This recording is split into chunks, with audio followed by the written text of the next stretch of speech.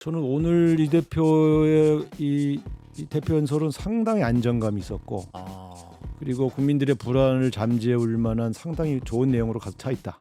그리고 지금 실용주의를 얘기하면서 이렇게 일관되게 이 흐름들, 그러니까 경제적인 위기에 대한 이재명 대표의 보관, 판단, 태도 이런 것들 계속 이렇게 강조하고 나가는 거는 방금 말씀드렸습니까? 중도층, 부동층을 에서 호구력이 있을 수밖에 없다. 예. 국민의힘 지도부가 야당을 욕만 하고 대통령 옹호만 하고 있는 발언하는 거하고는 차별화되고 있다 지금. 저는 이렇게 보고요. 예. 이거 반복하면 중도층에서 반드시 반응이 온다. 저는 이렇게 봅니다. 그렇군요. 일관성 있게 계속 가야 저는 이거 된다. 상당히 잘하고 있다. 그리고 아하. 오늘 그동안 이렇게 여러저런 오해도 많이 풀었다고 봐요. 핵심은 민주당이 갖고 있는 정체성. 예. 예를 들면 노동 문제라든가 이 예. 정체성은 지키겠다. 그런데 성장을 어떻게 만들어낼 것인가에 대한 보관을 발표하면서 결국 이 성장을 통한 분배라고 하는 구상을 잘 정립한 것도 여러 가지 의구심을 극복하는 데 많은 도움이 됐다. 예, 월요직설 오늘은 우상호 전 더불어민주당 의원을 만나겠습니다. 어서 오십시오, 의원님. 네, 안녕하십니까. 예, 자 내일이면 이제 7차 탄핵 심판 변론기를 앞두고 있는데 6차까지 진행됐습니다. 6번 있었고 녹화가 돼서 국민들에게 또 그 변론 장면이 다 중계가 됐는데 어떻게 보셨어요? 총평을 하신다면? 글쎄 한마디로 말하면 대통령의 거짓말.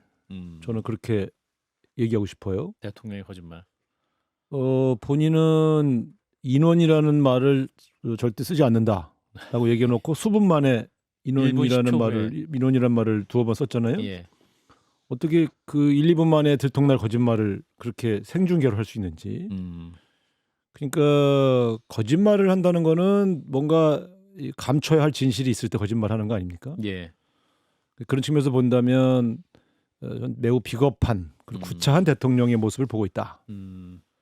심지어 이제 자신이 임명했던 국정원 차장이나 또 특전사 사령관 예. 본인이 직접 통화했잖아요. 통화한 기록은 있기 때문에 예. 통화한 기록을 부정은 못하는데 가령 특전사령관 같은 경우는 지금 구속돼 갖고 이제 실형 선고를 받을 수도 있는 분 아닙니까? 그렇죠. 그러면 대한민국의 장군인데 평생 명예롭게 대한민국을 지키던 안보의 전선의 최일선에 있던 사령관이 인생을 완전히 이제 종치게 생긴 거 아닙니까? 그런 장군 앞에서 그 장군을 무슨 공작한 사람으로 만드는 저는 그걸 보면서 저렇게 비정할 수 있나? 지금 자기 명령을 따라서 움직여서 인생을 망치게 된 사람 앞에서 최소한의 연민과 책임의식도 없나? 오로지 자기에게 유리한 진술만을 하는 사람이 자기의 진정한 부하다라는 식의 태도를 보면서 되게 뭐랄까요? 사람이 저렇게까지 망가질 수 있나? 이런 생각 들었고요.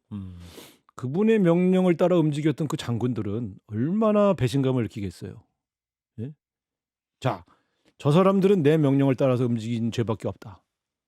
모든 책임은 나에게 있다. 이렇게 나서야 되는 거 아닙니까? 곽종근 전 특수전 사령관 같은 경우는 자수서를 냈거든요. 네. 그 왜 자수서를 냈냐고 재판관이 딱 질문을 하니까 본인 명령을 들은 그 부하들이 피해가 갈까봐 본인이 자수서를 썼다 이렇게 법정에서 그렇게 진술을 그게 하더군요. 진정한 사령관 군인의 모습이죠. 군인의 모습이고요. 예. 군 통수권자도 그런 모습을 보여야 군인들이 충성을 하지. 예. 세상에 자기 명령 따라서 인생 망치게 된 사람 앞에서 마치 무슨 자기를 죽이려고 공작한 사람으로 만드는 그런 모습이 전 군인이 보고 있는데 군인들이 모를 것 같아요. 대한민국 군인들이. 예. 야, 저 양반 저런 분을 우리가 군 통수권자로 모셨나. 그 양반 명령 따른 사람만 이제 인생 망치게 생겼는데 일말의 동정이나 책임감도 안 보이는데 예. 저는 이렇게 되면요 군이 흔들려요.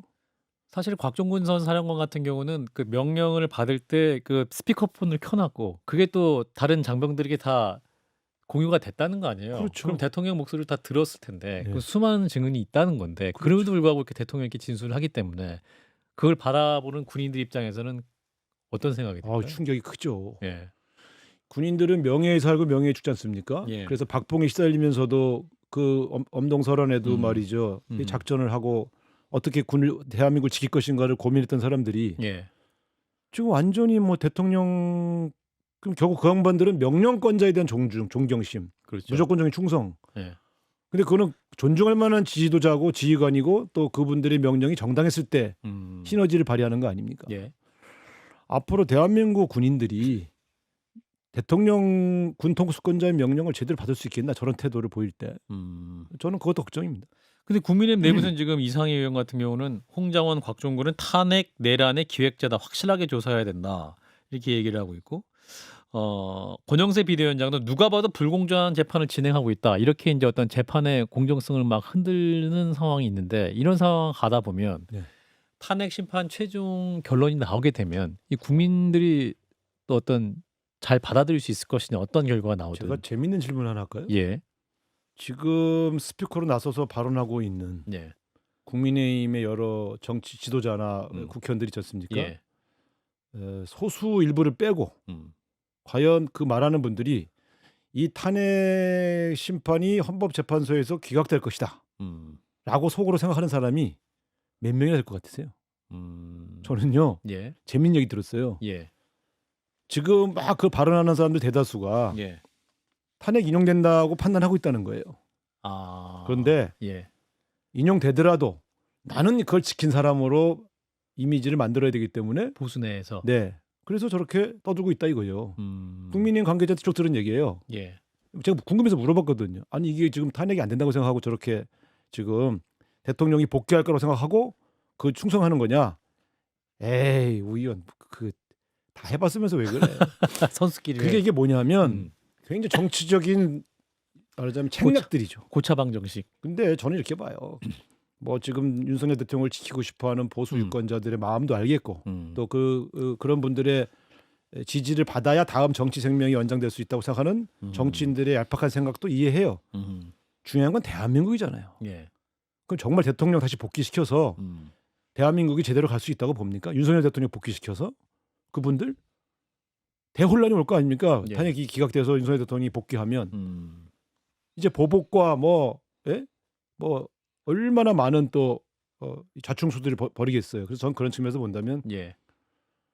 본인들이 윤석열 대통령과 빨리 거리를 두고 대한민국을 빨리 회복시키고 대한민국들을 정상화시키겠다는 생각으로 예. 접근해야지. 예. 그러니까 이 탄핵을 찬성할 수 없으면 침묵이라도 지켜줘야지.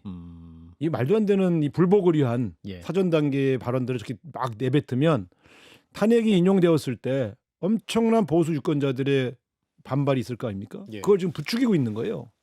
대한민국을 완전히 두 조각 내려고 하는 저런 태도에 대해서 나는 아주 정말 강력하게 규탄합니다. 그러니까 한 달 후에 이제 약 시기적으로 보면 약 한 달 정도 후에 어떤 탄핵 심판 최종 결론이 나올 것 같은데 만약에 인용 결정이 나면 지금 어떤 대통령의 스피커 역할을 하는 분들도 태세 전환할 수밖에 없을 것이다.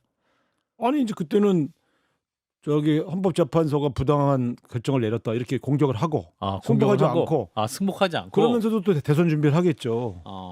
이게 아주 이율배반적이라는 거예요. 그러니까 저는 만약 그렇다면 탄핵이 부당하다고 생각하면 예. 대통령 선거를 보이콧해야죠. 아하. 예? 그러네요. 근데 그러면서도 그걸 할 거 아니에요. 대선 준비들을 할 거고. 아니 전 제가 이율배반이라고 하는 건 이미 대선 주자들은 캠프 꾸리기 시작했잖아요. 예. 비밀리에. 그렇죠. 소리 없이. 국민의힘. 예. 네, 다 아니라고 하는데 조기 대선에 1도 소리 안 나온다고 아니 하는데. 뭘 하는지 그게 저 국민의힘 의원들 어떤 사람이 얘기입니다. 어디 사무실 냈는지도 아는데 제가 그래요? 준비 사무실들인데 사무실 냈는지 다 알고 있는데 뒤에선 다 하고 있다. 아이 이게 제가 볼 때 누가 사무실 아이 그걸 뭐 말할 수 없어요. 제가 말할 알겠습니다. 수 없고요. 어쨌든 제가 볼 때 여론조사 있는 분이죠. 네? 여론조사에 나오는 분 중에. 그럼요. 예, 알겠습니다. 예, 여론조사에 나온 분 중에 이미 그러니까 사무실 낸 캠프를 분도 있다. 끌었다라기보단 준비 사무실이 있다. 준비 이거. 사무실 있다. 그 양반들은 그러겠죠. 아니 조기 대선을 바라고 만든 거 아니다 이렇게 얘기할 수 있겠지만 제가 볼 때는 다 웃긴 얘기고. 그러니까 지금 어쨌든 제가 볼 때는 이런 식으로 가면 엄청난 국론 분열이 결정된 이후엔 생길 거 아닙니까? 예. 저는 그것도 걱정입니다. 정상적으로 평온한 가운데 대선이 치러질 수 있을지도 걱정돼요. 그렇군요. 어떠한 정말 탄핵 심판이 부당하다 생각하면 혹여 있을 조기 대선 나 응하지 말아야 된다. 이제 하는 말이죠. 근데 그게 논리적 일관성이 있는 거지. 예. 근데 지금 대통령은 이제 의원들이 찾아오면 이 비상계엄이 헌법 절차 내에서 이루어졌다 이렇게 얘기하고 있지 않습니까? 그래서 뭐랄까요? 계속 옥중에서 메시지를 내고 있는데 이 상황은 어떻게 보십니까? 아니 계엄 원론적으로 계엄령이 대통령의 고유 권한인 건 맞죠. 예. 그거는 원론적인 얘기고 이 계엄 선포가 그 계엄 선포 요건에 맞았냐 안 맞았냐 따지는 거 아니에요. 예. 우리는 계엄령이 대통령의 고유 권한이라는 것을 부정하는 게 아니라 이번에 발동한 계엄령은 요건에 맞지 않기 때문에 탄핵 사유라고 주장하는 거죠. 예. 이게 핵심 아닙니까? 예. 뭐 다른 얘기를 해요. 그러니까 제가 볼 때는 지금 이분은 어쨌든 국민의힘 지지층 또 보수 유권자들을 격동시켜서 정치적 사회적 압력을 가중시켜야 헌법재판관들이 그 영향을 받아서 자기가 탄핵이 기각될 수 있다 이렇게 판단하는 거 아니겠어요? 예. 그러니까 거기에 올인하고 있는 거죠. 자기에게 직접 헌법재판에 일일이 참여하는 것도 자기에게 불리한 진술을 할 자기의 부하들을 겁박해서 예. 진실을 말하지 못하게 만드는 게 목적이고 예.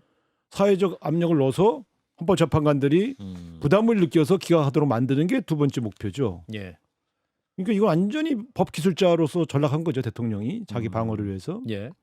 그러니까 지금 하고 있는 모든 언술은 거기에 집중하는 내용들입니다. 여러분들이 지금 하시는 일을 더 잘하면 자유민주 체제가 수호된다.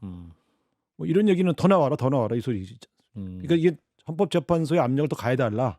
그래야 내가 산다 이 소리죠. 뭐. 예. 그리고 지금 이제 집회 현장에서 나오는 그 용어들을 보면 헌법재판관들 이름을 거론하면서 밟아라 이렇게 합창까지 하고 있다고 하는데 그리고 또 일부 인터넷 커뮤니티에는 헌재 도면까지 뭐 공유가 되면서 이런 뭐 각종 모의하는 정황도 드러나 경찰이 수사를 하고 폭동 모의 정황도 나오고 있지 않습니까? 아니 그러니까 저거는 이제 이런 거예요. 저렇게 자꾸 정치 지도자들이 선동을 하면 예. 탄핵이 인용되었을 때 예. 헌법재판소도 말하자면 서부지방 법원처럼 이렇게 망가뜨려 놓자. 예. 뭐 이런 취지로 자꾸 보이잖아요. 그러니까 그런 잘못된 신호를 받을 수 있는 상황인 건 분명하죠. 100% 받죠. 100% 받는다. 보십시오. 서부지방법원에 예를 들어 일부 경찰들의 이 경비가 소홀해서 끌릴 수는 있어요. 예. 근데 잘 보십시오. 건물 7층에 판사실까지 올라가서 판사실을 말하자면 침탈했잖아요. 문 발로 차고 나오라 그러고. 저희가 옛날에 80년대 학생운동할 때 이런 거 여러 번 해봤는데 예. 저런 경우는 사전에 적어도 10명에서 20명 정도를 사전에 조직하지 않고는 불가능합니다. 역할 분담. 경내에 월당까지는 할 수 있어요. 예. 욱하는 마음에 화가 나서. 그렇죠. 그런데 건물 안으로 들어가서 부시고 그다음에 판사실에 가서 막 문을 짜고 부시고 들어가고 이런 거는요. 예. 그건 그냥 화가 나서 하는 일이 아닙니다. 그건 사전에 조직한 거예요. 사전에 조직한 거죠. 아니 그거는 저희 같이 이렇게 어디 점거 이런 거 막 해본 80년대 경험인 사람들은 예. 다 물어봤어요. 옛날 점거 기획한 사람들 예. 다 그렇게 했다고 하죠. 제가 볼 때 함은경 씨한테 물어보세요. 함은경 씨. 예? 미문헌 전관 사람 아니에요. 그 우발적으로 들어갔겠어요? 마포에 출마하셨던 분. 예. 그러니까 이게 이런 짓 하면 안 돼요. 보수도 우리가 정당 당사나 이런 데나 미문화원은 정관 적 있지만 법원은 우리가 건드린 적이 없어요. 80년대 그렇죠. 학생운동이 그렇게 극렬하게 할 때도 그거는 최후 보루라서 그런 거예요. 우리 다 감옥 보낸 데거든요. 예. 그래도 법원은 존중했어요. 그러니까요. 그렇지 않으면 대한민국이 이 체제가 자유민주 체제의 핵심 보루는 사법부지 않습니까? 예. 의회고요. 이걸 부정하고 어떻게 우리가 북한을 욕할 수 있어요? 예. 근데 그걸 지금 헌법재판소도 지금 침탈하겠다고 계획을 짜고 있는 거 아닙니까? 근데 이제 국민의힘에서는 완벽하게 또 선을 긋지는 않는 것 같아요. 이제 탄핵 반대하는 분들이 구구 집회로 몰아가지 말아라 이런 말씀을 하고 있고. 이제는 잘 보십시오. 과거에 정광훈 목사가 주동한 집회에 가서 김재원 당시 최고가 정광훈 목사를 추켜 세웠다가 징계받았어요. 그때는 뭐냐면 국민의힘이 그런 쪽하고는 거리를 두겠다는 의지를 표현한 거죠. 그때는 뭐 5.18 관련 폄훼 발언도 있었던 것 같고. 그 집회에서 5.18 얘기를 둘이 한 건 아닌데 그렇게 얘기한 사람을 추앙했기 때문에 그게 아무리 정치적으로 그냥 덕담 수준이 하더라도 이건 우리 용인할 수 없다고 해서 징계를 내렸지 않습니까? 지금은 지도급 인사들이 다 극우 집회에 참석을 하잖아요. 그러니까요. 그럼 그때와 비교하면 더 간 거죠.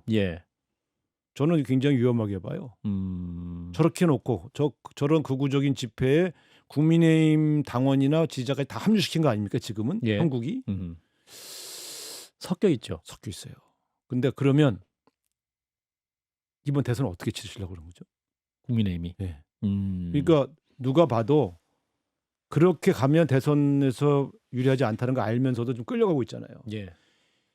정치 지도자들이 그런 중심을 안 잡아주면 이제 점점 더 보수는 극우가 주도하는 것처럼 비춰질 수 있죠. 또 그렇게 할 수밖에 없는 상황을 보면 지지율이 지금 굉장히 많이 나오고 있기 때문에 국민의힘이 그래서 아마 국민의힘 지도부의 고민도 그런 부분이 있는 것이 아니에요. 그러니까 거기에 이제 고무된 유권자들이 있고, 예. 그러니까 지금처럼 가야 극렬하게 가야 지지율이 더 유지된다라고 생각하는 그러한 집단이 있겠죠. 예. 근데 그러면 과연 대선에서 저 극우적인 유권자들 눈에 보이는 강성 지지자들만 가지고 대선에서 이길 수 있냐? 예. 그런 고민을 안 한단 말인가요? 저는 어쨌든 지금은 너무 이런 분들의 이 극렬한 흐름에 국민의힘이 올라타 버렸다. 예. 큰 실책이다. 저는 그렇게 판단합니다. 그러니까 대통령의 선긋기에 대해서도 기자들이 질문을 하면 이제 권영세 비대위원장은 인위적인 선긋기는 없을 것이다. 박근혜 전 대통령 때 사례를 봐라. 우리가 인위적으로 선을 그었는데 선도 안 그어지더라. 그거는 잘못 생각한 거예요. 아. 그때 저도 이렇게 있었지만 예. 그때는 국민의힘이 분당이 됐잖아요. 그렇죠. 그러니까 분당이 된다는 건 지지자가 분화되죠. 그러니까 사실은 그때는 분열이라고 하는 측면이 굉장히 컸고요. 예. 지금 보십시오. 40대 40 혹은 45대 49 막 이렇게 나오잖아요. 맞아요. 여론조사가. 예. 대한민국의 무당층과 또 소위 말하면 이제 그 중도층 네.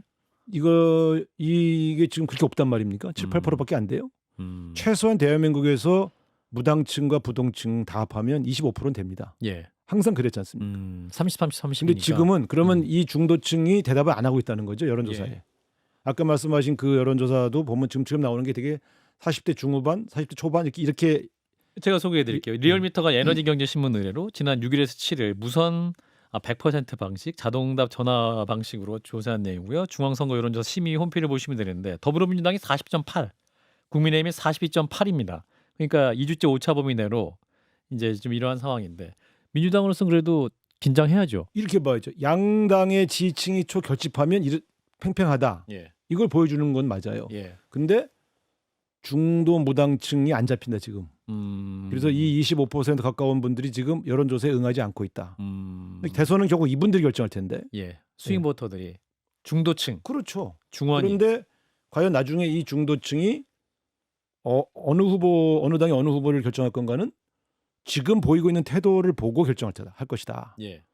지금은 여론조사 안 잡혀요. 그러니까 지금 여론조사가 진실이라고 볼 수는 없고 여기서 우리가 해석할 수 있는 건 양 진영의 지지층은 총결집했구나. 이것만 파악되는 거예요. 예. 거기서는 팽팽하구나. 이제 이런 현상은 특이하긴 한 거죠. 예를 들어 윤석열 대통령이 계엄을 선포한 걸 잘못됐다고 인정하면서도 그래도 우리는 뭉칠 거야라는 현상이 드러난 건 그렇죠. 정치적 퇴행이에요, 사실은. 그런데 현실은 현실도 인정해야죠. 그렇게 결집해 있구나. 예. 라는 것은 확인됐습니다. 예. 그러니까 민주당이 무조건 이기는 선거는 아니다는 건 확인됐죠.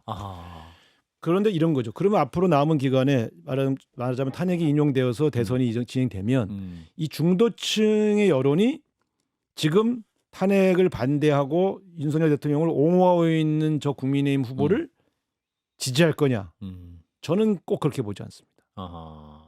자, 이런 상황에서 민주당의 고민이 큰 것 같습니다. 여 의원님도 민주당이 꼭 이기는 선거가 아닐 수도 있다라는 말씀을 하셨는데 이제 조기 대선이 있을 경우에 오늘 오전에 이제 이재명 대표가 교섭단체 대표 연설을 했습니다. 오늘 국민 소환제, 주 4일제, 30조 추경, 그리고 잘사니즘이 주요 핵심 키워드였던 것 같아요. 네. 의원님 어떻게 들으셨어요? 저는 오늘 이 대표의 이 대표 연설은 상당히 안정감이 있었고 그리고 국민들의 불안을 잠재울 만한 상당히 좋은 내용으로 가득 차 있다.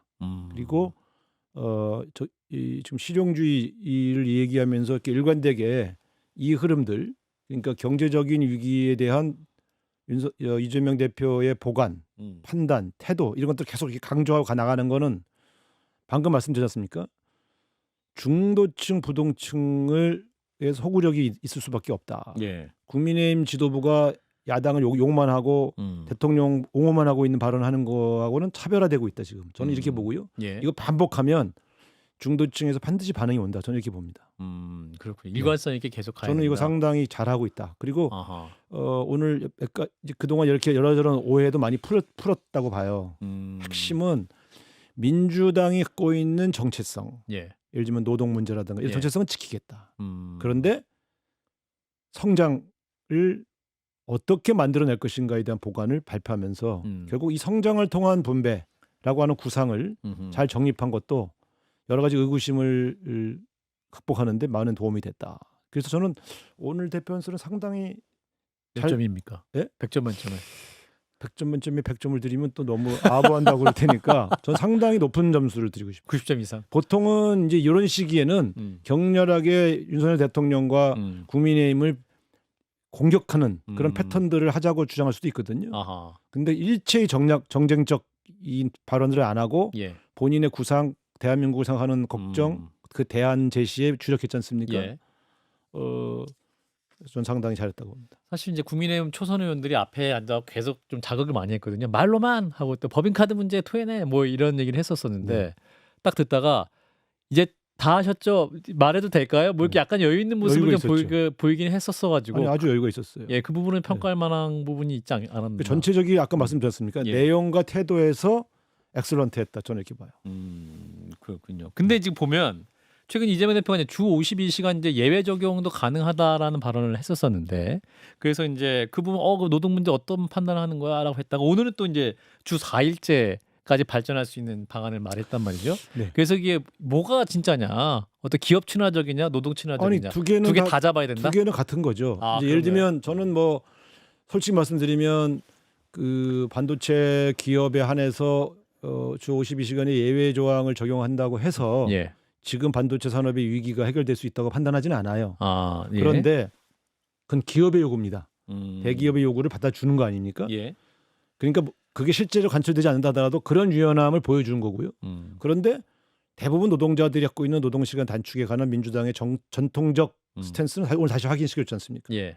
그러니까 일부 예외는 허용할지 모르지만 전체적으로는 노동시간 단축으로 가야 된다라고 하는 본인의 철학을 보여준 거죠. 예. 저는 이런 것이 처음에는 뭐 말이 달라졌어라고 느낄지 모르지만 이 정도의 폭, 유연함이 있어야 대한민국 대통령 합니다. 그러니까 주 4일제와 주 52시간제 예외 적용이 함께 갈 수 있다. 병립할 수 저는 있는 같이 거다. 갈 수 있다고 보는데 어허. 다만 그건 신호지 않습니까? 예. 이재명 대표를 악마화하고 저 사람은 뭔가 기업에 대해서 많은 보복을 할 반격적이다. 거다라고 생각하는 기업인들에게는 그렇지 않다는 걸 보여준 거고요. 예. 그러면 전통적인 노동 정책을 포기한 건가라는 분들에게 오늘 답변을 한 거죠. 전통적인 노동 정책은 그대로 유지한다. 예. 지난번에 그 뭡니까? 지난번 대선 때는 4.5일제 정도를 얘기했어요. 맞아요. 예. 근데 오늘 주 4일제까지 간 건 예. 일률적으로 적용한다는 게 아니라 그 형편이 되는 기업들, 실제로 지금 주 4일제를 하는 기업들이 있어요. 그 기업들의 생산성이 매우 높아졌습니다. 예. 그러니까 강요하는 게 아니라 방향을 보여준 거죠. 전체적으로 노동 시간을 단축해 나가되 예외적으로 필요한 부분에 대해서는 예외를 인정할 수 있다는, 지금도 예외 사실 조항은 있어요. 그러니까 어쨌든 그런 형태의 정체성은 지키면서 외연을 확장하고 유연하게 갈 수 있다는 실용주의 두 개를 같이 얘기해 준 거죠. 자, 민주당. 네. 지금 비명계 주자들 목소리 키우고 있고 오늘 김경수 전 지사가 저희 김현정의 뉴스에 출연도 해서 민주당이나 밥상에 맛있는 요리가 많아야 국민이 찾을 것이다 발언했습니다. 어떻게 보고 옳은 계세요? 말이죠, 뭐. 그리고 어차피 이제 이거죠. 조기 대선이 만약에 조기 예. 대선이 온다 그러면 예. 이재명 대표가 누가 봐도 앞서가는 후보고 뭐 대통령 후보가 될 가능성이 제일 높다는 건 다 아는 거 아닙니까? 예. 근데 그래도 다양한 후보들이 나와서 다양한 담론들을 이렇게 널어놓고 국민들의 판단, 당원들의 판단을 구해 보면서 좀 아름다운 경선을 가게 되면 훨씬 더 대선에 도움이 되죠. 왜냐하면 대선은 이재명 대표를 열렬히 사랑하는 지지자들만의 표로 당선될 수 있는 상황은 아니에요. 그렇죠. 그러면 다양한 세력을 안아야 돼요. 예를 들어 김경수 후보를 지지하는 분들도 있을 거 아닙니까? 그렇죠. 근데 그분들 중에는 이재명 후보를 좋아하지 않는 분도 있을 거 아니에요. 근데 예를 들어 김경수 후보가 예를 들어 경선을 했다가 승복하고 결과에 승복하고 자 나를 지지하는 분들이 전부 이재명 대표를 도와주세요. 그러면 훨씬 단합이 되죠. 그런 측면에서 보면 이 경선을 얼마나 다양하고 더 다채로운 후보들이 다양한 세력을 대표하는 사람들이 참여해 주느냐도 대선에 매우 중요한 포인트일 수 있습니다. 사실 우리 의원님이 지난 대선 총괄 선대본부장 하셨으니까 네. 가장 중요한 조언 중 하나로 들어야겠네요. 민주당 입장에서. 아니 근데 어차피 민주당은 경선하게 돼 있거든요. 예, 예. 그러니까 경선하다 보면 이런저런 다툼이나 그 의견 차이가 드러날 수밖에 없죠. 근데 그 나중에 그것을 어떻게 승화하느냐 이런 문제니까 그건 어쨌든 1위를 달리는 후보가 얼마나 통 크게 그런 것들을 잘 끌고 가느냐 하는 것도 굉장히 중요한 거죠. 사실은 이재명 대표는 2017년 경선에서는 또 비주류였잖아요. 그렇죠. 문재인 후보가 워낙 앞서갈 때. 맞아요. 그렇게 보면 그런 것들을 경험하면서 이번에도 잘 아름다운 경선으로 갔으면 좋겠습니다. 아름다운 경선 준비가 되셨을까요? 만약에 그건 제가 알 수 없죠. 알겠습니다. 최근에 통화한 적은 없으니까. 아 그렇군요. 유시민 전 장관, 네. 유시민 작가가 근데 지금 비명계 주자들 네 분에 대해서 구체적으로 비판을 했어요. 네. 이게 뭐 이제 웃으면서 농담 반 진담 반 했던 것 같은데 약간 활자로 되니까 약간 정색하면서 그렇죠. 보게 되는데 예, 예. 뭐 이를테면 뭐 직업 바꿔라 누구는 책 좀 더 봐야 된다. 그러니까 또 김부겸 전 총리는 책 더 볼게요. 웃으면서 넘기셨는데 어떻게 들으셨어요 이 작가의 지적? 아니 이제 사실은 유시민 작가가 워낙 굉장히 소위 말하면 굉장히 센 스피커 아닙니까? 그렇죠. 그리고 누가 봐도 이재명 후보와 친분이 있고 되게 우호적이라는 거 다 알고 예.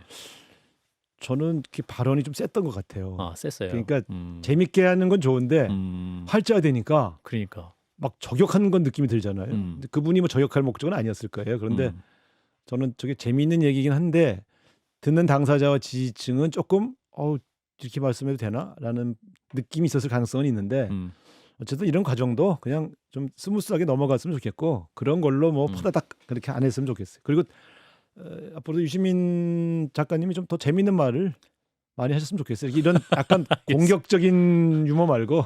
알겠습니다. 여기까지 듣도록 하겠습니다. 우상호 더불어민주당 전 의원이었습니다. 고맙습니다. 네, 고맙습니다.